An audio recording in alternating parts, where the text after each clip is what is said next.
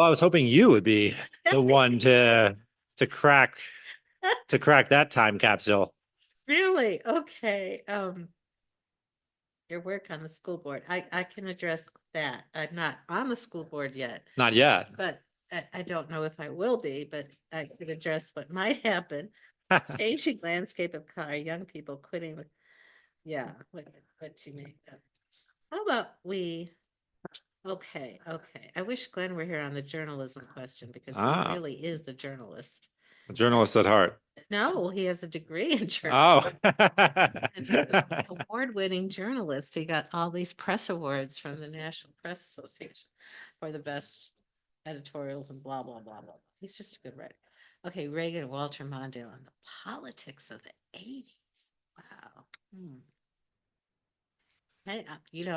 Jonathan, my life is a blur right now. I do kind of remember these Well, things. the question is the 80s, are they a blur? Yes, I had how many babies did I have in the 80s? I don't know. And one after another.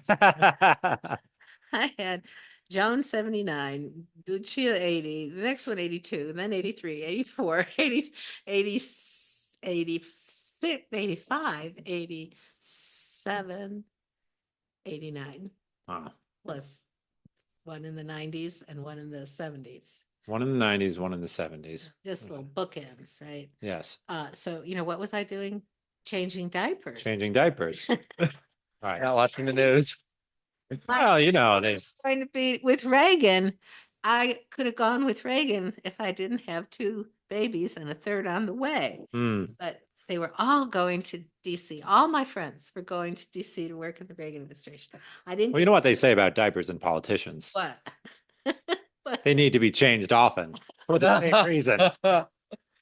You do the interview.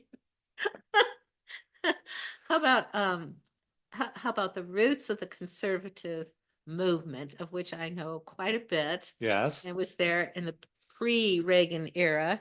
I Ah, was a Goldwater girl. you're a Goldwater girl. Yes, and I know all the people that in this generation.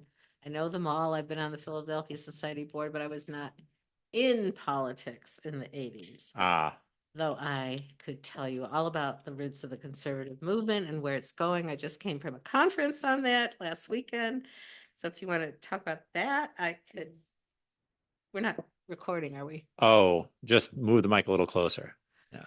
Are we recording? Oh, we're live. Yeah. No, we can edit it Yeah. all out. Usually, we wanted to get the uninhibited Virginia Arbery. You want me to cuss? Please, yes. Actually, it might do wonders for our ratings. The wonder being, why don't we have any ratings anymore? The trick is I'm sitting here around a table with beautiful hors d'oeuvres and a fire going, and I thought we were just visiting. I didn't know. Visiting. well, we were. It just turned it on like 3 minutes ago. Yeah, it was far too good not to. Yeah. We'll probably just have it as behind the scenes. Want a hat? You want a hat? Why do you get a hat and I don't have a hat? Here. Take our branded GDM, our branded GDM hat. What does that mean? Green Dragon Media. Oh, okay. I've got many hats. Yeah. Now I can say something. Perfect. Welcome to the show. It's wonderful to be here, I think. What's election day? 32 days away? Right. What are you doing to prepare? For the campaign for the school board? Is that what Absolutely. you mean? Yeah. Well, my tutors are already on the school board.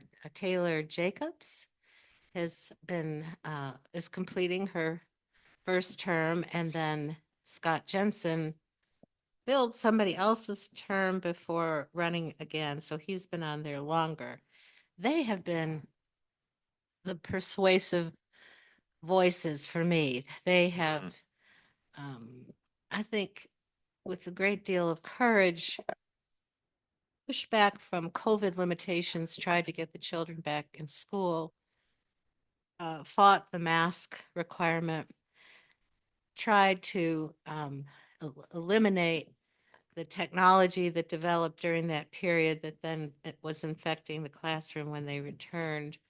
They also dealt, I think, very sensibly with the threat of, children hurting other children in the school by getting past a provision for the teachers to carry concealed guns, to be trained so that they could be first responders, because what often is the case is that the shootings occur before anybody who's in the police force or anybody designated to do so could be on the scene. So Sure.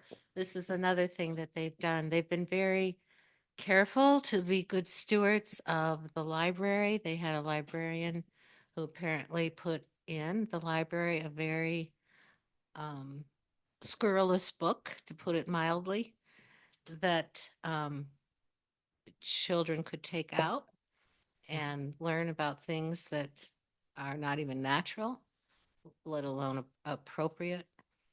So they, in a very transparent process, succeeded in removing that book and having standards of supervision that will be put in place now when there is a book of dubious character in the library. They've dealt with other issues, I think, quite, again, quite heroically. They've been, I should say, calumniated. People have been saying things about them that just aren't true. And when I met these two parents of children themselves, parents of children who attend the public schools, I was so impressed with their heroic stance and their careful way of talking about parental duties and parental rights, the need for transparent policies, um, while having high academic standards.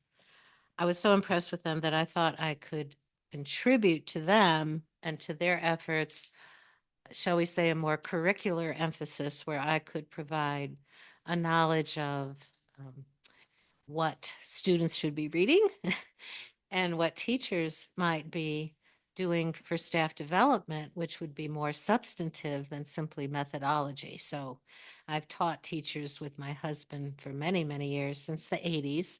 My husband was head of the Teachers Academy, and I co-wrote and directed a grant from the National Department of Education that was an award-winning grant to teach teachers American history with literature. And we taught hundreds, thousands of teachers over the years. High school, middle High school. school mainly, high school, middle school as well. Not as many grammar school, but middle school and high school, mainly public school teachers. So I have a great deal of respect for them. How's the campaign going? That was your question. I think we're doing pretty well. We had a great turnout at the Chamber of Commerce gathering this last weekend. The turnout at the senior center wasn't as good, but I definitely get the feeling that people are concerned about the direction the school is going. Other practical issues that I could address, probably not as well as my two colleagues, but having to do with loss in the demographic. People aren't sending their children to the public schools, and there are reasons for that, and those need to be addressed. And again, I think I could help in that regard by building trust with the community. One of our goals is to have a provision to prohibit cell phones on the campus. And Wow. I've used the example of our own school, but there are examples of public schools, big public school districts prohibiting cell phones, including Los Angeles. Whoa. Yeah. Laramie recently put the policy in. There are other big districts who have done this. They're trying to do it in New York. So, I mean, the literature is out. It's pretty clear. All the evidence is that it's very damaging for children. I'd like to see what could be done also with computers in the classroom itself. Because of course you can get your phone messages on the computer while the teacher is trying to have a class. So there's that aspect too. But yeah, I think the campaign's going well, Jonathan. I mean, of course, I've never run for office before. I've been busy teaching students who I hoped would take over the world, Uh-huh. let alone school boards. but Right. Here I Now am. they're, yeah, now they're returning and saying, actually, rather than sending them forth, we need you to come forth yourself. Yeah, who knew? It wasn't what I expected in my life. We were talking a little bit earlier, weren't we, about the beginnings of the conservative movement. At least Mm. that's how I was trying to turn the conversation. Yes. And that was certainly a volatile time, the mid 60s, 1964. Barry Goldwater um, galvanized the conservative movement with his book, A Choice, Not an Echo, The Conscience of a Conservative. Well, the book Phyllis Schlafly wrote was The Choice, Not an Echo, but Goldwater wrote The Conscience of a Conservative, and he was influenced by William F. Buckley and Russell Kirk. And being a businessman himself from Arizona and a senator, he was very concerned about government intrusion in all areas of life. He was opposed to the Civil Rights Act. And I think his opposition did not come from prejudice, but from his knowledge of the Constitution, because he saw that if the federal government could insist on the integration at all levels, business, private home, private companies of all kinds, rental properties, and so on, it would be a short step to other kinds of claims that could be made on behalf of civil rights. And we've certainly seen that with gay marriage, with the pro-abortion movement, with the use of Title IX of the Civil Rights Act for the inclusion of transgender people in girls' sports. So he was absolutely prescient about the problems constitutionally with the Civil Rights Act. And a recent This is Johnson's takeover of ultimately a Yeah. Kennedy Yeah. legislative push, right? Right, but Johnson, who was a problematic person in many ways. Those who've ever lived in Texas can testify to this. Mm. But he wanted to make his mark with the Civil Rights Act and the War on Poverty, the so-called Great Society. Johnson's Great Society. Yeah, the Great Yeah. Society, I which think really. I have a old Life magazine Mhm. from 1968 that Mm. talks a little bit about it.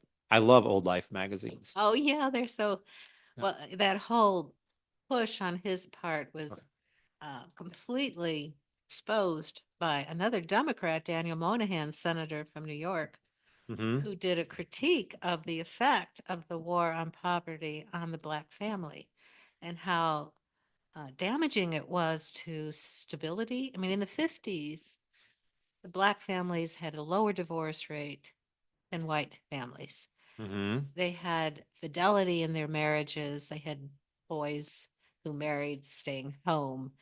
They were rising in their educational status. The war on poverty is kind of a perfect storm, if you want to put it this way, along with the birth control pill, together acted to undermine this stability that the Black family had. And it has never recovered. It has never recovered. You had later with Nixon, you had the milk bill, the aid to dependent children, and so forth.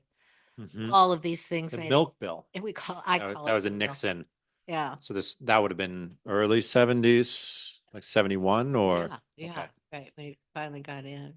So, yeah, the growth of the administrative state was what Goldwater was pushing Goldwater back. saw that Mhm. Goldwater believed that civil rights movement, for all of its good intentions, Right. was a way for federal control of basically domestic affairs. Is that what you Which mean? is really the state, it's the domestic police powers. And this is all drawn out in Federalist 17, where health, education, and welfare are the purview of the state, and the national government should not intrude in those areas because they are best achieved, those areas, by the people who are closest to those needs and to those obligations. If you remember your Democracy in America, you're a little bit closer to it. Tom, then John here, he makes the distinction between governmental centralization, which you need for the big things, foreign policy, the army, those interstate commerce, right? That's fine. That's why you needed the Union after the Articles of Confederation. But when it came to administration, it needed to be decentralized so that, as we know from the teaching of the Middle Ages, subsidiarity would work. And that's what would keep uh, a self-ruling people vital and attentive. If they become the creatures of the state, passively waiting for things to be done for them, they lose that robust Republican spirit, which is what keeps a self-ruling people alive. Is it true to say that Goldwater and Barry Goldwater, right? I want to make sure. It's Barry Goldwater. Barry. In your heart, you know he's right. In your heart, you know. I think I remember seeing a poster of that on your office. Yeah, in your heart, you know he's right. So he would have, correct me, he would have agreed with the general principles of what Johnson may have been trying to achieve, but not the methodology, basically federal mandates over over how states conducted their internal affairs. Right. And of course, everybody knew that there were issues. And keep in mind, people might not know this, but Goldwater was the first official to integrate Black people into the National Guard when he was governor of his state. Mm-hmm. So he had a department store, he had Black employees. The man was not prejudiced, he was Jewish, Mm-hmm. So he was really blackballed because of this. And even conservatives to this day fault him on this. But now, what's come out in the last few years, just the last fairly recently, is Christopher Caldwell's book. He's from the Claremont Institute out in California. Has come out with a book on exposing the problems of the Civil Rights Act.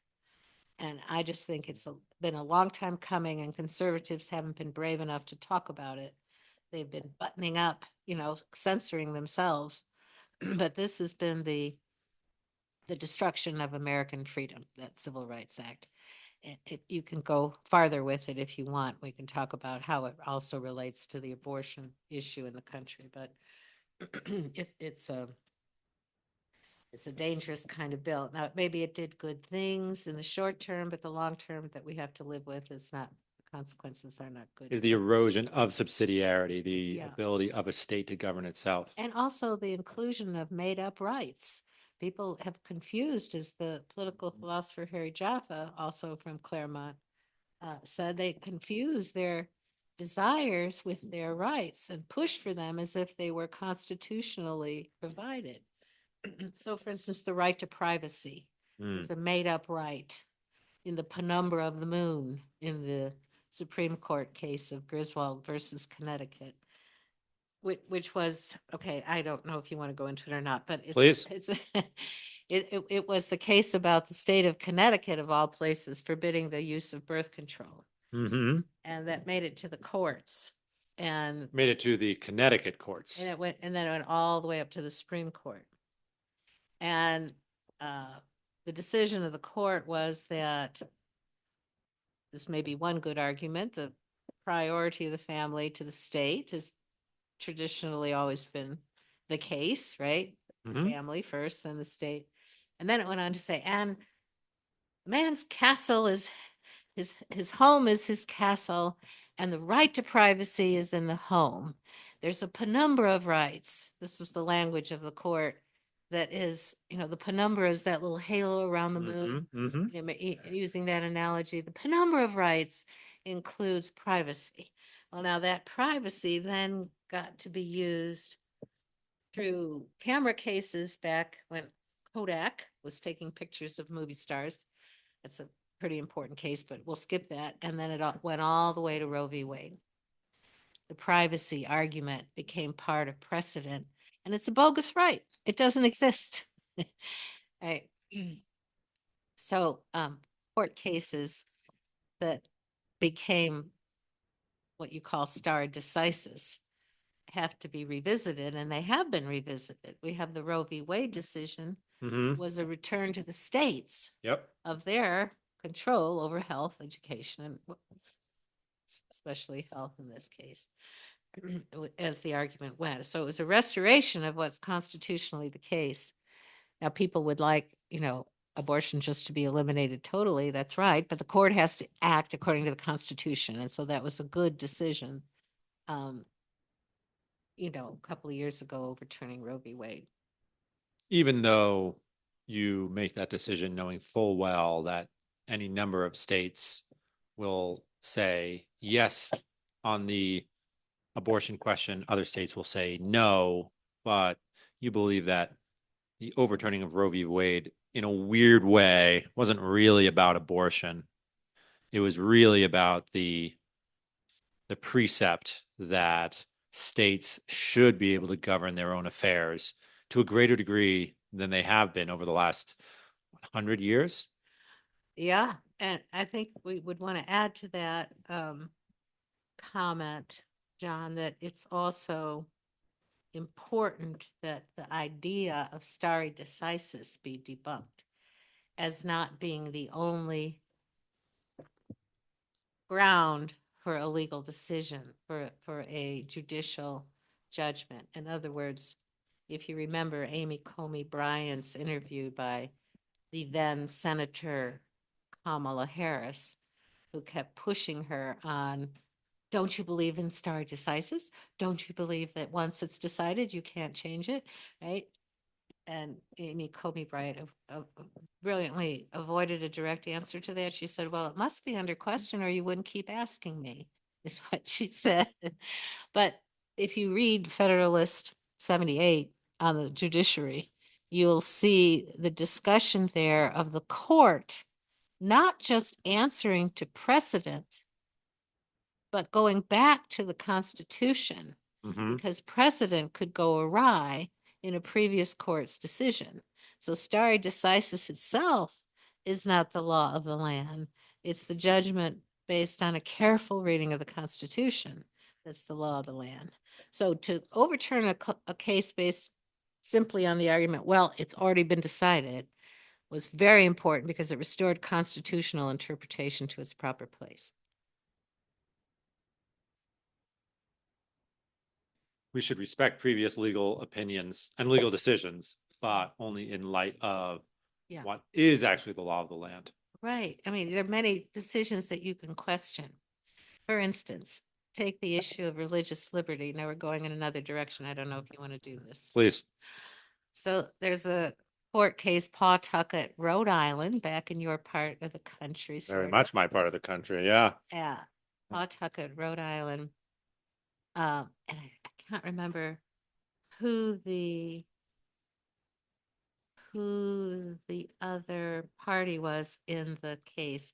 Anyway, Pawtucket had a crush scene out in front of their, this case had a crush scene in front of their town hall, and some atheists got together and sued the city for promotion of religion. So under the 14th Amendment, the First Amendment, which is Congress shall not establish religion, right? And it goes on. The use of the 14th Amendment then applied the First Amendment to the state of Rhode Island. Now, the decision of the court was, I think Sandra Day O'Connor wrote it, which was very interesting. They defended the town's ability to have the crash scene, but not on the basis of religious liberty. The basis of the argument was the crash scene no longer has any religious significance. It's just a custom and it has no religious residence. So it's not, so it was a Pyrrhic victory. On the one hand, they could have the crash scene, but the argument of the court was, but it's not religious. It's just become like a totem or something, right? But so those court cases, if you look at them, they're infuriating. For one thing, they apply the 14th Amendment to the states. It doesn't even apply to the states. Most states had established religion at the time of the Constitution, at the time of the ratification of the First Amendment. Mm-hmm.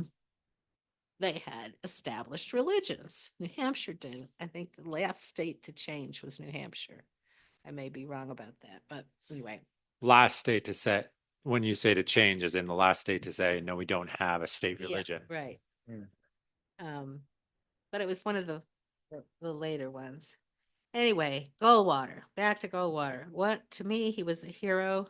I stood on the stage with him during the first Goldwater rally ever, which was organized by Henry Hyde, who wrote the Hyde Amendment, you may know, which protected life after Roe v. Wade. But Hyde organized it with my dad, who was the precinct captain there in one of the precincts of Cook County. And I was on the stage probably with Hillary Clinton, who at the time was a Goldwater girl, and I didn't know her, but my best friend and I were up there on the stage supporting Goldwater, and I was 15 and I worked like a dog for Barry Goldwater, and I thought the world was over when he lost. Uh-huh.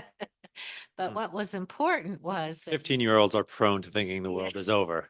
right. And Reagan gave a speech on his behalf that raised more money. It was on TV. Remember, he did Death Valley Days way back when. Parents might know that. I was about to say, I can assure you I don't remember it. Oh, no, of course not. I hope not. Otherwise, you've had good plastic surgery.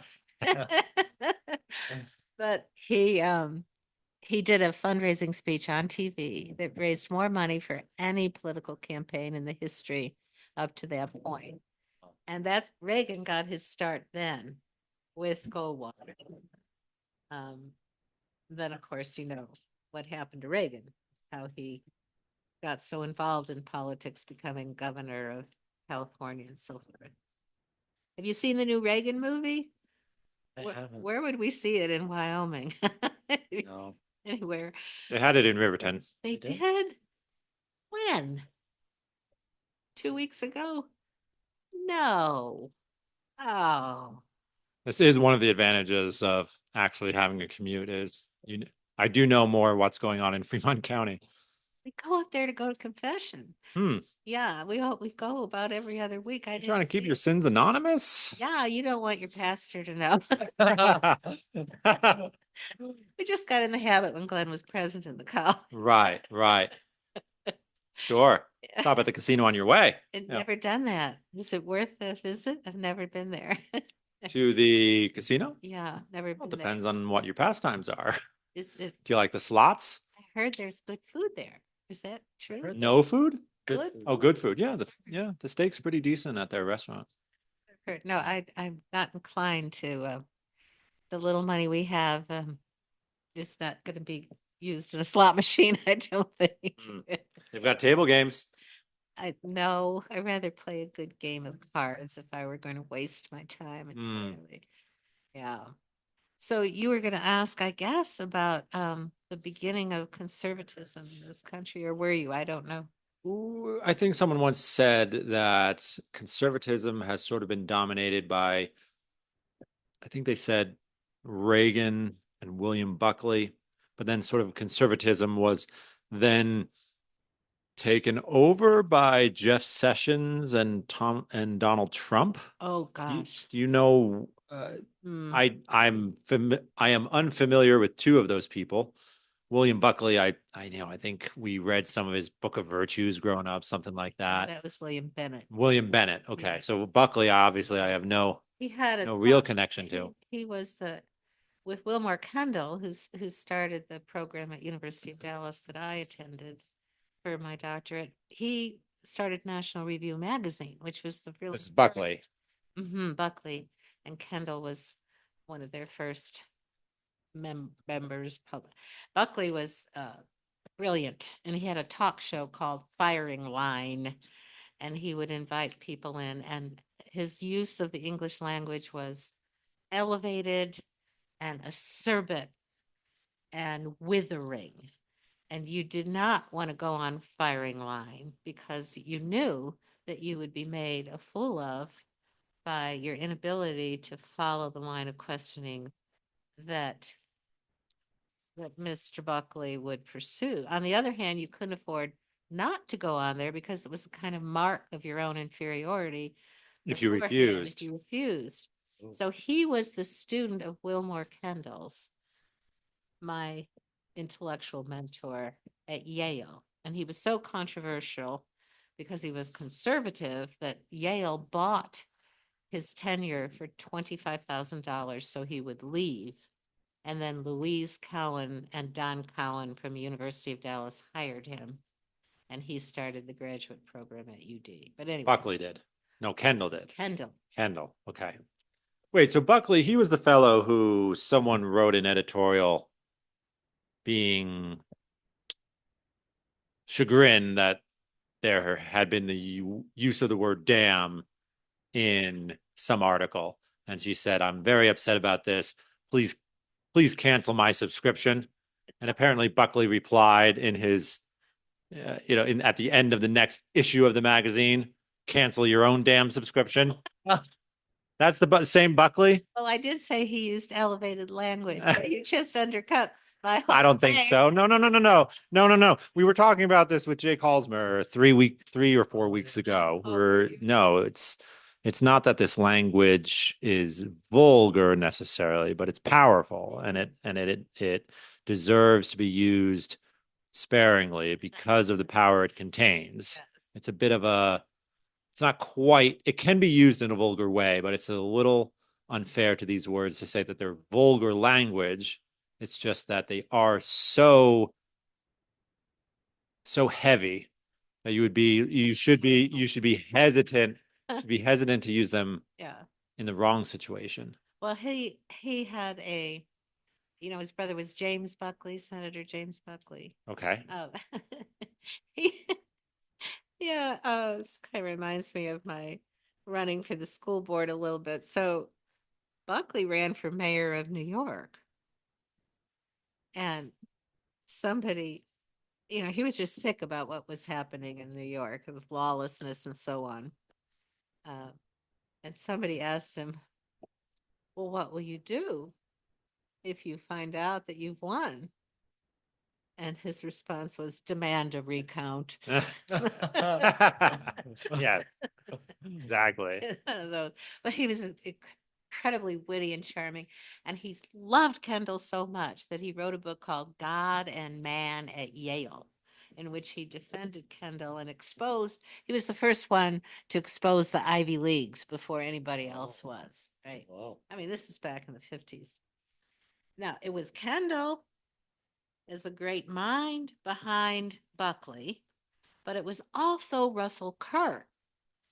And you can't ignore Russell Kirk. He was a major part of the conservative movement in his book, The Conservative Mind, in which he, very much like Edmund Burke, talked about our responsibility to the dead, the living, and the to be born, and that tradition and a prescriptive order is what we're all born into, and that informs our attachment to the regime and to the culture and so forth. It was a very important book. Kendall didn't like it. He thought it was too, as it were, diffuse. There was too much in it. It wasn't a clear, real statement of what conservatism was. So he made they kind of ruined whatever friendship they might have had. He wrote an essay called The Sage of Mecosta. Mecosta, Michigan is where Kirk's family home was. And in it, he basically tore apart the conservative mind. So from the beginning, the conservative movement has had division in it. And this is part of the problem. Oh. From the beginning, I belong to the Philadelphia Society. They're the fusionists who try to bring together the libertarians with the Burkeans and the Buckley types, right? But then there are others who say, we don't want anything to do with the libertarians. I mean, they're godless. They let anything go. They let anything go, and that just goes too far in the direction of our social moral values. So there's a lot of division, but I'll tell you what, I was just at the conference 2 weeks, what weekend, not this weekend, but the weekend before. I've never seen such unity in the conservative movement because everybody is so worried about this election and Very much so eager to stand behind somebody that, for the most part, people aren't crazy about, Donald Trump, because they are absolutely against the prospect of Kamala Harris and Waltz getting elected. So that was interesting. Hang on. There's so many things I want to dig into here, but all right, I want to get to 2024. But help me out here for a minute. Why is it that you say there's divisions within the conservative movement? I have to assume there's probably analogous divisions inside the progressive movement. We hear comments about this all the time. Is Kamala appealing to the left or to the center left? They said the same thing about Biden. They said the same thing about Obama. Fine. Many people complain that the United States only has two major parties, and they wish that there would be 3 to 5 major parties. I am hard up to think of a single modern nation that has more than two major parties. It seems to me, Liberal, conservative. Yeah, go ahead. it seems to me that a nation acts very much the way a person does, which is kind of boil their choices down to their two favorites, and then we agonize over that binary choice, right? I think we do this in jobs, in where to live, in romance, all sorts of parts of human life. I just don't know if people can really handle more than one acute choice between two options. And I feel that a nation's people sort of acts as an individual in that way. Do you agree with what I've said over the last 2 minutes? I think what you said quite well is what Thomas Jefferson said long ago. And I don't know if you're up on your Jefferson, but he's the one who said there are really only two parties, and they're in every country, the Whigs and the Tories. So the Whigs are the ones who believe in a fuller participation of a body politic, a more active um, citizenry who can both rule and be ruled, as Aristotle says, a citizenry who. That's what he called the Whigs. The Whigs. The Whigs, of course, are the ones who agree to getting rid of Charles the First. Uh-huh. And increasing the powers of Parliament so that you can't just close down, Parliament, like like Charles did. And so, let's have a strong Congress. Let's have a strong representative government.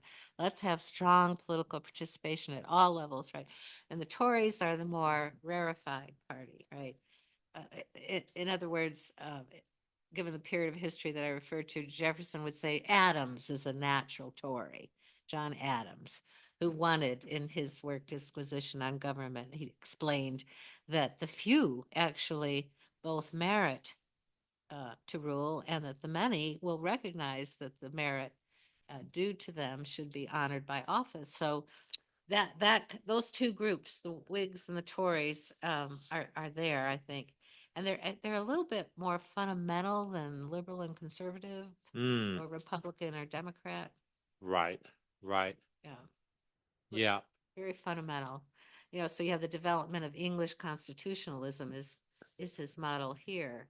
So the House of Lords becomes less of its own body, and the House of Commons grows in importance over time, right? Woodrow Wilson would have been an example of a Tory, right? No, I think you're right. I really do. We should because have rule by experts. he didn't like congressional government. He wrote his dissertation against it. Okay.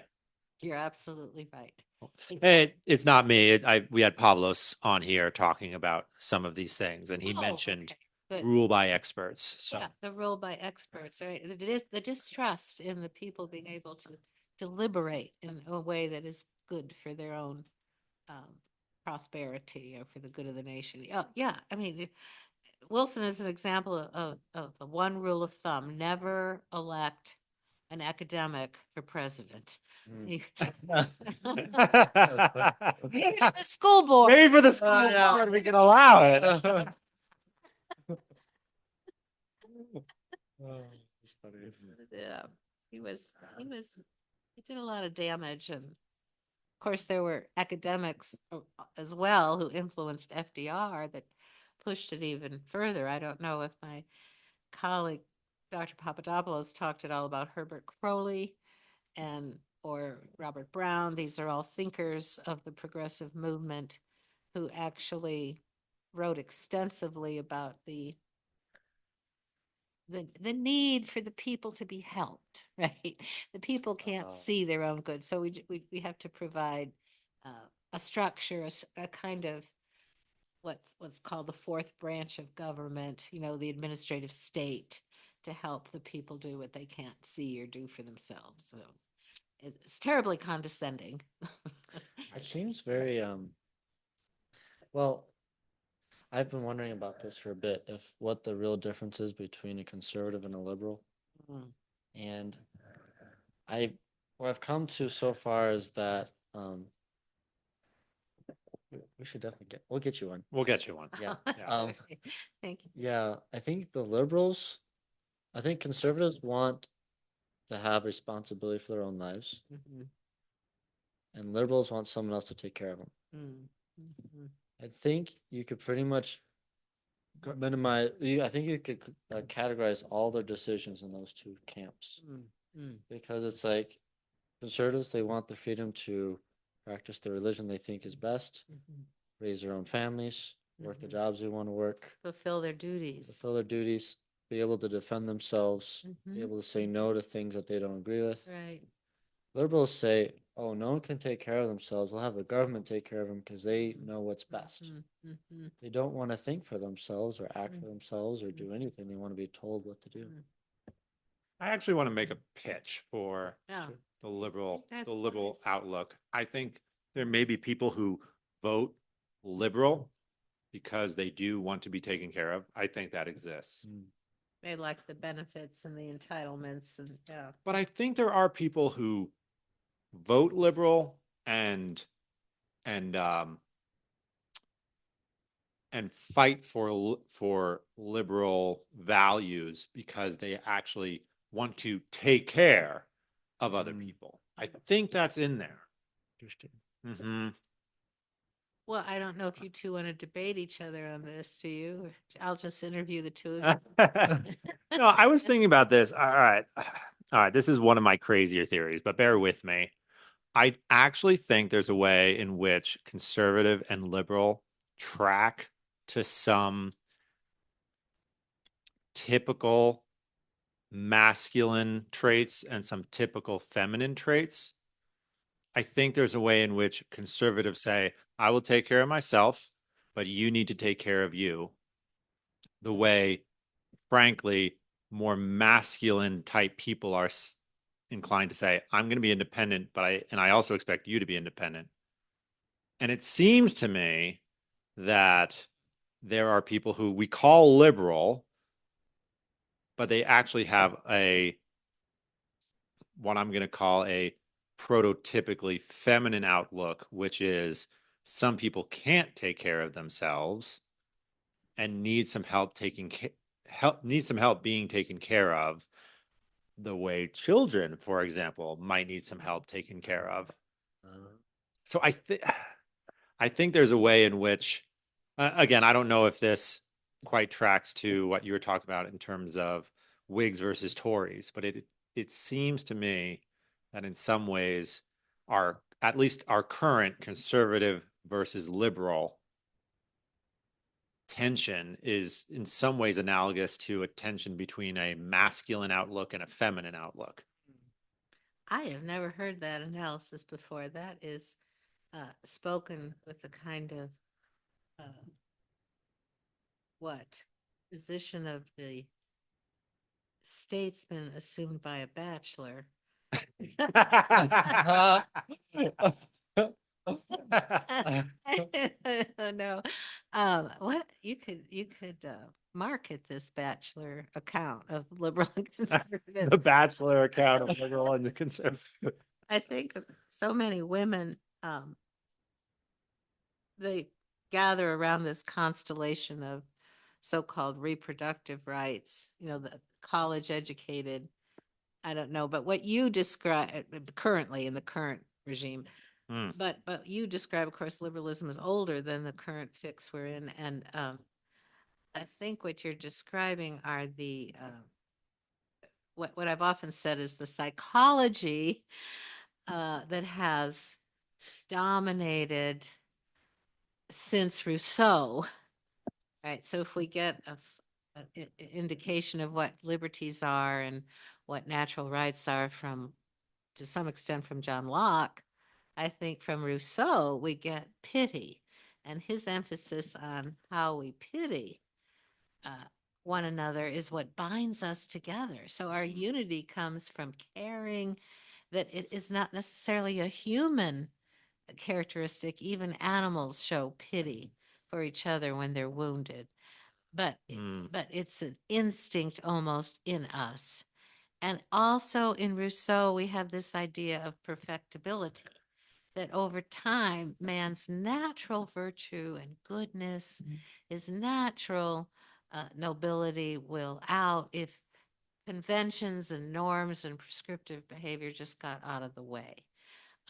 So there's a kind of celebration of the natural man and the liberal thought that I think owes to some extent to Rousseau. But it's interesting because Rousseau also loved Sparta and Rome and highly defined regimes that depended on military virtue and a sense of connection to the whole thing.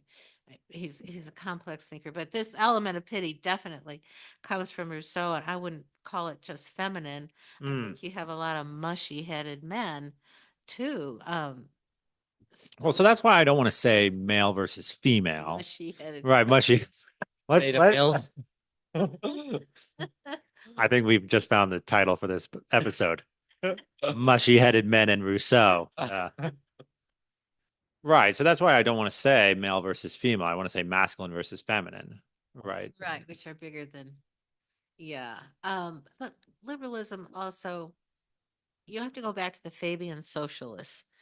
And this is the group, um, Virginia Woolf was part of that. So many literati of England were part of it. Beatrice and Sidney Webb is a wonderful book by Anne Fremantle called The Fabian, this little band of prophets is what it's called. And the Fabian socialists were, George Bernard Shaw, they're all part of this group that is just weeping and weeping and weeping over the poor, and the disconnect between government and serving the poor. And they're very much inspired by socialism and so forth, but you've heard of the bleeding heart liberals, right? So, but they're intellectual and they're creative and they're thoughtful. And I often find myself, my best friends are, I know this is no affront to my conservative friends, but my best friends are often the liberals because they are. They're more creative and imaginative and Are they better at parties? absolutely. Okay, we got a challenge. Yeah, exactly. We got a better parties. Right. We got to throw better parties. Yeah. Support the arts. They just, but the flip side of that is that they don't rely enough on the structures constitutionally that protect us from becoming lazy and dependent, uh, or on handouts, if you want to put it that way. So, in other words, there's no trust that men will be decent and philanthropic without the state entering, that the local institutions and the local communities are not vibrant enough to do those acts of charity that properly belong to them. And You're saying that with many liberals, many people push for government oversight of charity because they're disappointed to have found in their youth that communities left to themselves often do not practice the corporal works of mercy, which they had a Rousseauian optimism that they would.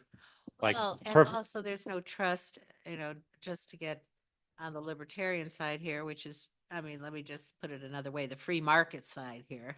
If the free market is left to succeed and people have wealth, they can be generous. I mean, Aristotle points this out. You can't have liberality in Plato's imaginary city, which is like Sparta, no money, no gain, no acquisition, no affluence. If you don't have liberality, you lack one of those virtues. And then what else happens? When you have the state give you something, your response isn't gratitude.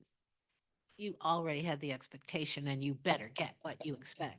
Ah, But gratitude is what really binds a community together. And when the state intervenes in those roles that should happen through associations, which are natural and intimate and local, and the state destroys one of the greatest virtues in human community, which is gratitude. whoa. Do you want to end on that note? I'd be so grateful. And we're just getting started, but let's take a quick break.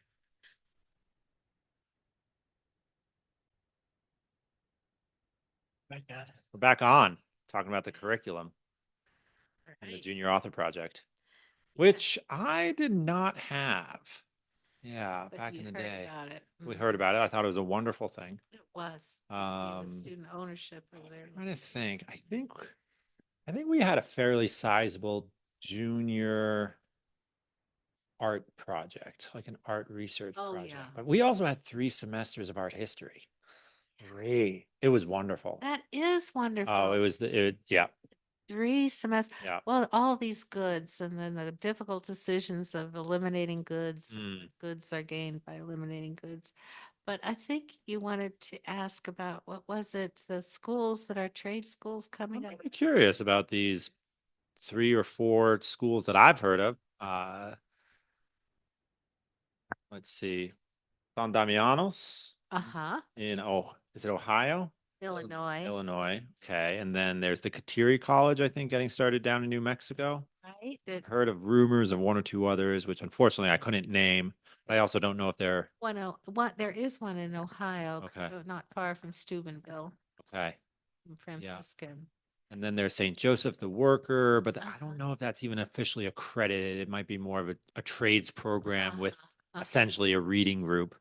Uh-huh. What's your take on these attempts? It appears to me attempts, we'll see if they bear fruit, Uh, between liberal arts and the trades. well, it feels but I think this Matthew Crawford, do you know his book, Shopcraft and Yeah, Shopcraft as Soulcraft. Soulcraft? Yes. I think Yes. he's been an influence. And he's a terrific guy. He's in political philosophy himself. I've heard him speak and met him. He was lamenting. I'm not thoroughly knowledgeable in all of his work, but he was lamenting the fact that we can't do things anymore. We don't have that contact with um, our hands making crafts. My dad was an immigrant from Italy and came over when he was 9. He was a peasant and became a great classical musician. And he was the one who introduced me to Eric Voegelin and all the thinkers. Uh, very, very profound reader. And he'd always say, everybody has to be able to do something with his hands or her hands. If you can't make something, you don't know what time in life where you will only have your hands, right? Well, you won't be able you know, to be in positions that you thought you planned for your whole education. And I always thought that was kind of like a throwback to his peasant beginnings.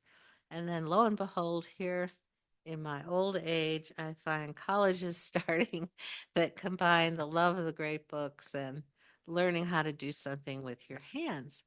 But I see that as a noble enterprise and a kind of a reaction to all the nonsense going on. It's so many colleges, not ours, but it's so many others. So this is kind of a healthy corrective to that.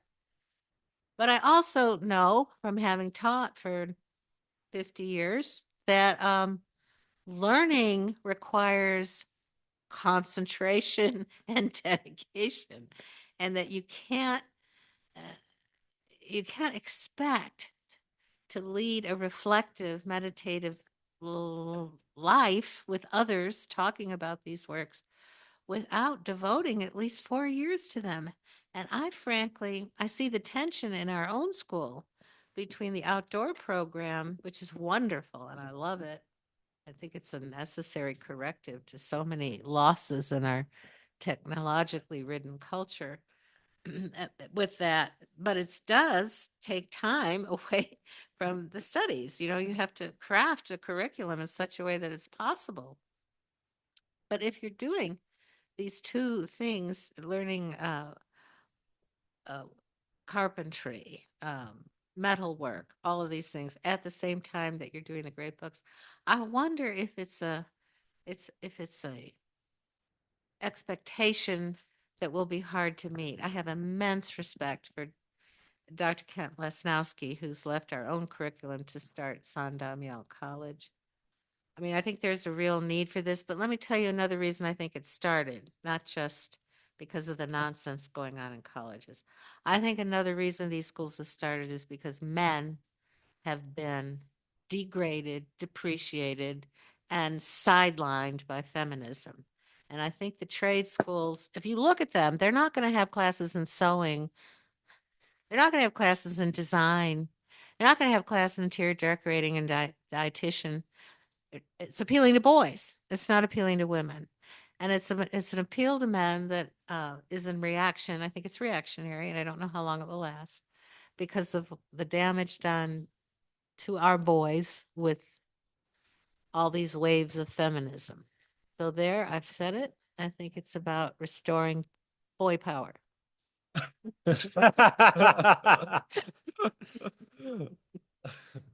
No, you look at the curriculum. There's not a room in there for girls.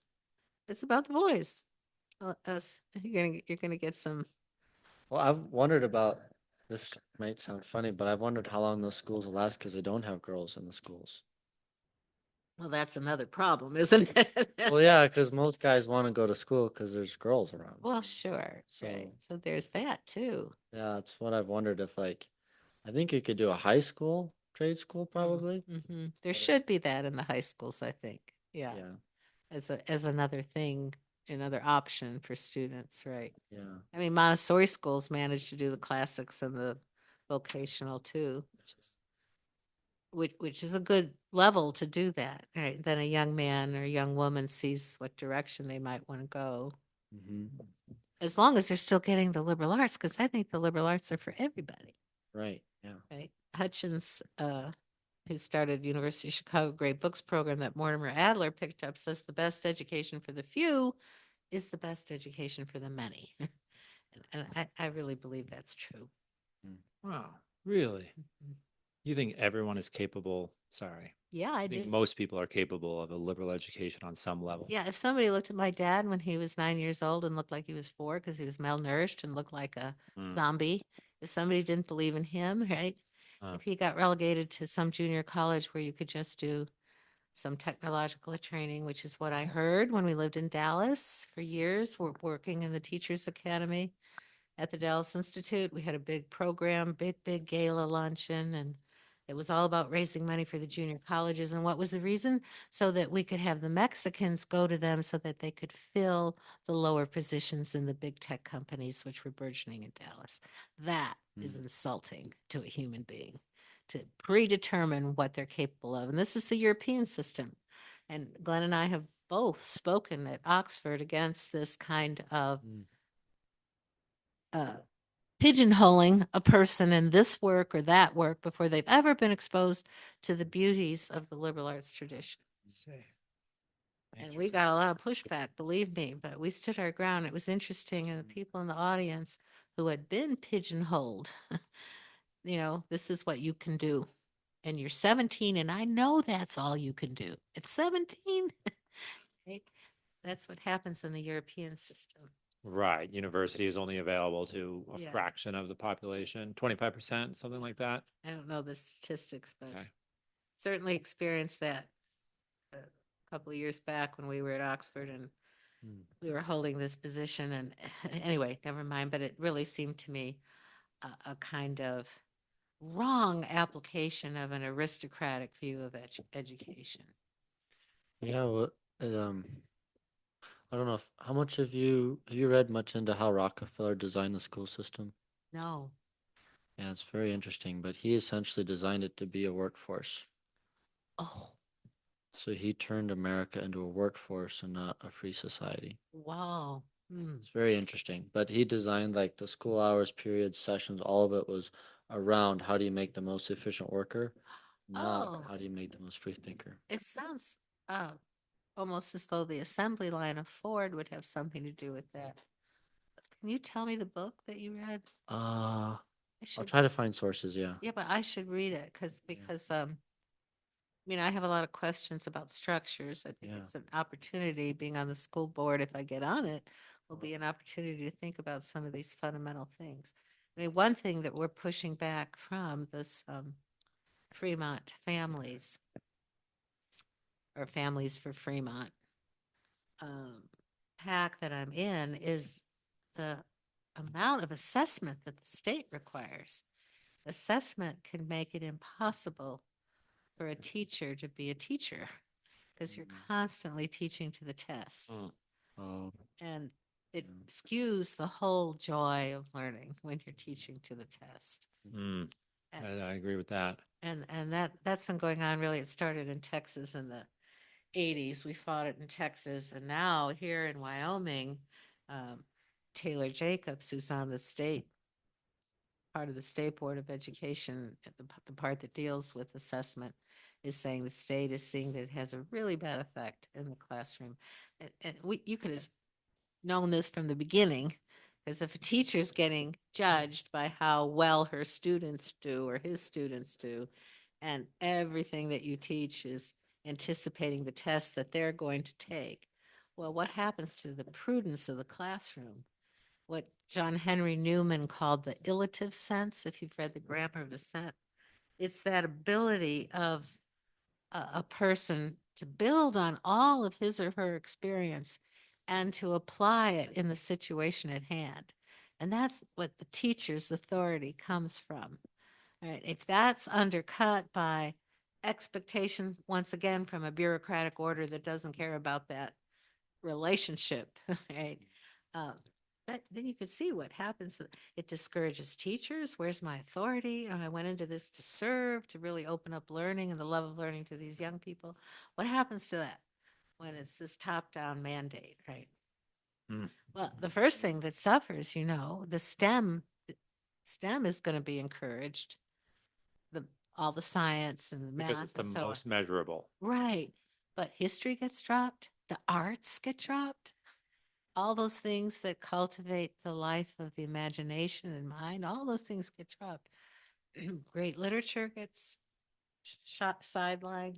Anyway, we could go on and on about that. All the things that make people human. Yeah, yeah, right. What makes us human? And young people need to be moved by the beautiful and the noble. This is what Aristotle says when he's talking about virtue. You are able to choose the mean in regard to yourself as the prudent man would do, as the mature man would do. So you have models of prudence and maturity in front of your mind's eye when you're making your own choices. So you'd say, I know this sounds predictable. Those of my students would laugh if they heard this, but what would George Washington do? Good question. I know people say, what would Jesus do? But I think that standard's really high. I say, what would George Washington do? Yeah. Yeah. And I think we so often have a rather incomplete, even mental version of what Jesus would actually do. Mhm. Right. This is a man who both Oh, said, "Let the little children come to me," and was willing to overturn tables and drive out money changers with a whip made out of cords. This was Jesus violent? Actually, I don't know if I would want to say he's violent, but he wasn't not violent. well, Right? he certainly didn't fit your description of the feminine aspect of the liberal. He wasn't mushy headed. He was not mushy headed. No, absolutely not. Very hard to. He's he's very challenging. very challenging. Right. No matter where you are. Yeah. Right. Or who you are. No matter who you are, he's got something to say to you that's going to Yeah. make you a little bit uncomfortable. Right, exactly. And so we're always thrown back on our own examination of our own soul and our own motives. But the thing that's great about George Washington is he had a code, Mm. right? A conventional code of behavior, those rules of civility, which really help uh, position a young person with respect to all the other figures in his life that he might meet. And now our young people are so groundless and confused about where they stand in relation to others, or they can't even look you in the eye anymore Mm. because of their screens and so forth.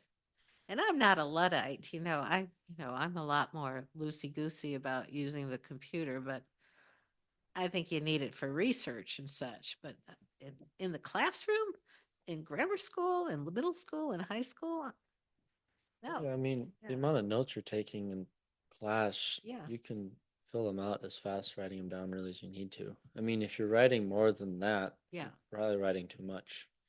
And you're looking at something, you're playing YouTube or something on the screen instead of participating in the conversation or listening to the teacher. Yeah. You know, when I taught at University of Texas at Dallas, I had a TA and her job was to go up and down the aisle. And if anybody was looking at a computer, it, instead of taking notes on it, because they were allowed to have computers, they would just shut the computer. Mm. They would just go up and down the aisles. I had 120 kids in the room, and I knew everybody's name, and they hated that. They hated that I knew their Oh. names. They came to love it, but at Right. first it But at was first, that at man's desire for anonymity they wanted to be hide. rebels. They Mhm. hated. My gosh, she knows my name. What? I've seen it. I've seen it over the years how this has increased and damaged the ability to hear, to listen, to learn. So I think we need to address it in the schools. COVID really accelerated an already bad thing. Well, you all are just wonderful, and I think I would have loved to have um, been able to teach you, Jonathan. That would have Oh, been thank you. fun. That would have been a lot of fun. It would have been a lot of fun. I just wish that we had more time. Well, another time, Another time, there if, will be if, more. if the Yes. creek doesn't rise and I don't get a heart attack. You're right. Your work on the school board might lead to an heart attack or two, I'm afraid, but I think you're game for it. There's such goodwill in this town, and I hate for it to be spoiled by a few bad actors. There have been Mm. some things that have happened lately to my colleague Taylor Jacobs that really grieve me terribly, and I hope that when all the dust settles, that a spirit of you know congenial, uh, civic-minded participation can return, because the foreground of this has been spoiled a little bit, I think, by the hidden issue that nobody's bringing right out in the open, which is transgenderism. Interesting. And it's like the elephant in the room, and I haven't used any opportunity in public to talk about it, but I will on this forum because of the nature of what the two of you do. But there is a pressure for more inclusivity, more openness, a better, I don't know, policy towards transgenderism. But what Biden and Harris did with Title IX by making a mandate for including not just women, but sexual orientation and gender identity has been held up in the courts, and there's no reason for our school to go in that direction, right? Mm.